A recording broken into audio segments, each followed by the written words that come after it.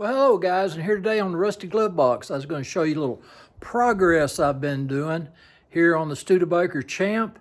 And so let me just kind of walk you through it and we can see what's happened. Well, I have the engine sitting in there and going to have fuel injection on it. Got my little electronic distributor back in there. I'm going with this small air filter because I'm going to have a AC compressor that sits right in here, and I just wasn't sure if I'd have enough room, and I can always change that out later if need to. I'm going to put the compressor bracket on, and that's going to help me figure out if I need to put the coolant temp sensor on this side or the opposite side. So we'll see where that goes. I already put my O2 sensor. Let's see if we can get down there to it. Mounted it in the exhaust pipe right there. And let me take you under the truck. I'm pretty tickled. I got all my exhaust pipe hooked up. So all the way from the front to the back. So I know this isn't the most exciting picture right here. But we got 3-inch exhaust pipe going all the way back to the muffler. And then when it goes out to the back is 2.5-inch. So it's going to have a good sound.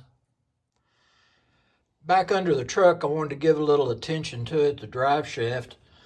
I cut it to length and had it all set up.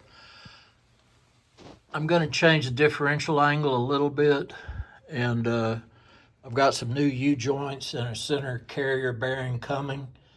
And so that may change the angle of some stuff a little different than what I have it now. But looks like everything's moving pretty well and happy with it. So thumbs up. Well, this is the shifter that I installed a while back, and it's a TCI shifter. I now have it fully installed, cables run, connected to the transmission, and it's good to go. Well, I got both my fenders, got them all slicked down and everything, and they both look pretty good to me. And what I also did is I put this spray-on bed liner, and it's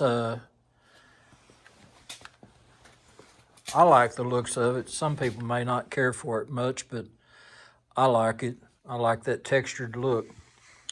But anyway, that's looking good. I had to weld in a patch right here. That's where the battery used to sit. And but all that came out real good.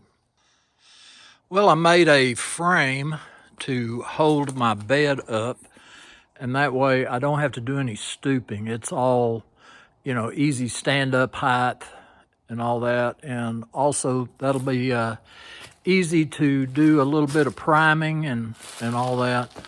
And when I get up here, before I put it back on the truck, I'm gonna paint that the body color that I go with. And that way that'll look good. Let's see.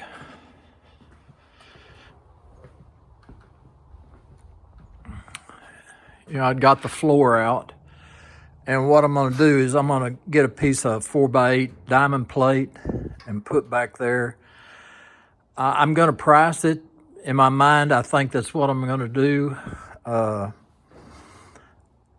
think it's going to be probably just about the same price as if I bought wood flooring. And I'd rather not do that. This is just too much work. A whole lot easier just to put a piece of sheet metal in there. That diamond plate will look good, and I'll put that bed liner texture in there also. So anyway, for the most part, the bodywork on the cab doors and the front fenders are pretty much done. And I'll be starting to fit it back on there and make sure it gets all shimmed right. And hopefully that'll be the last time I take those things off. I think I've taken every panel off this thing 2 or 3 times, if not more. But anyway, Just thought I'd give y'all an update. I appreciate y'all coming by the shop today. This is Rusty Glove Box, and I'm out of here.